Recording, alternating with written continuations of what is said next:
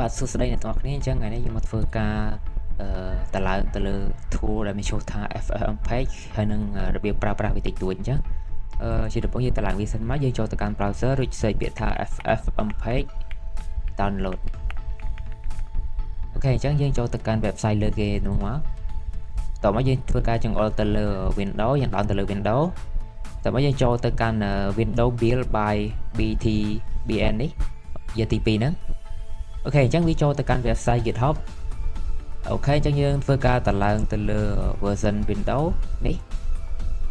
FFmpeg Master Last Win 64អូខេអញ្ចឹងយើងតឡើងមួយហ្នឹងមកហើយសម្រាប់ពួកលើនេះគឺប្រើទៅលើពពួក Linux ទេហើយនឹង macOS អញ្ចឹងទេ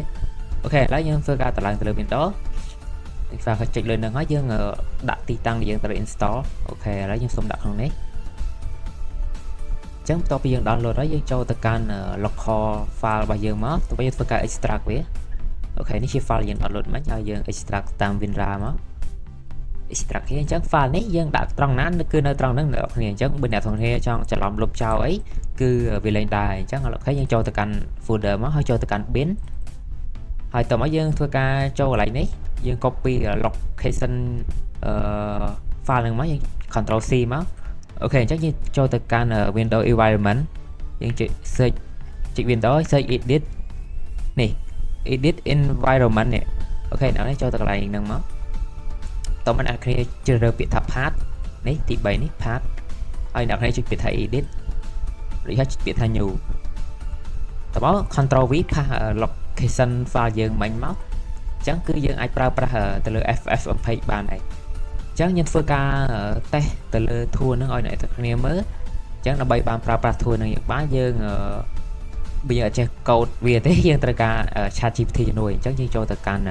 chatgpt.com មក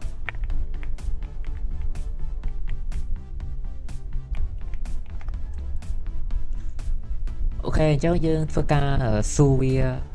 យើងសុំកូដវាយើងសុំកូដវាដែលយើងចង់អញ្ចឹង tool FFmpeg ហ្នឹងគឺជា tool មួយដែលប្រើប្រាស់ទៅលើវីដេអូសូម្បីតែ software ធំមិនថា OBS CapCut ឬអ្វីៗឲ្យតែ video edit គឺគេយកពី software ហ្នឹងទាំងអស់ពី FFmpeg ហ្នឹងហើយគេបន្លែងវាទៅជា UI ដើម្បីយើងស្រួលប្រើប្រាស់អញ្ចឹងយើងដើម្បីប្រើប្រាស់វាយើងគោលបំណងយើងចង់ធ្វើអីឥឡូវខ្ញុំចង់ convert video MP4 ទៅជា MP3 អញ្ចឹងយើងឆាសុំ GPT មក Yumi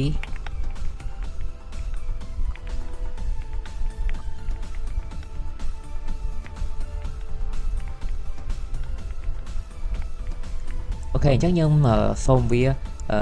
សុំកូដវានេះ give me code FFmpeg code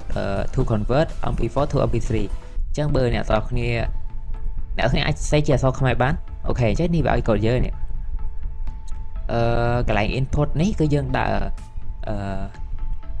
file name វីដេអូយើងឈ្មោះវីដេអូយើងហើយកន្លែង output នេះយើងចង់ឲ្យដាក់ឈ្មោះឲ្យដាក់ទៅអូខេអញ្ចឹងយើងធ្វើការចូលទៅ test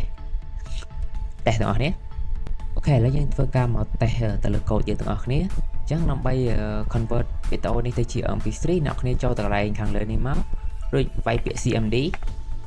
អូខេអញ្ចឹងអ្នកគ្នាចង់ convert វីដេអូណាអ្នកគ្នាត្រូវវាយ CMD នៅកន្លែងនោះអត់អាចទៅវាយ CMD នៅកន្លែងផ្សេងបានទេអញ្ចឹងនេះក៏ជា basic ខ្ញុំប្រាប់ទេខ្ញុំអាចនឹងធ្វើវីដេអូក្រោយៗទៀតរបៀបប្រើប្រាស់ tool នឹងឲ្យបានពេញលេញស្រួលអញ្ចឹងយើងផាសកូដមិញមកអូខេ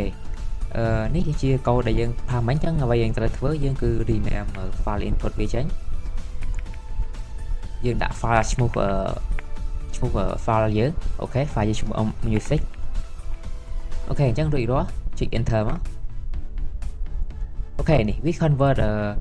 ជា MP3 ឲ្យយើងហើយចឹងយើងអាចបាន MP3 ចឹង tool នេះវាមិនមែនជាអាច convert វីដេអូទៅជា MP3 ប៉ុណ្ណឹងទេវាអាច convert ម្ដងមក folder ឬក៏កាត់វីដេអូ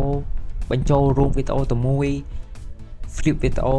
ត្រឡប់វីដេអូបង្វិលវីដេអូបានគ្រប់ប្រភេទអញ្ចឹង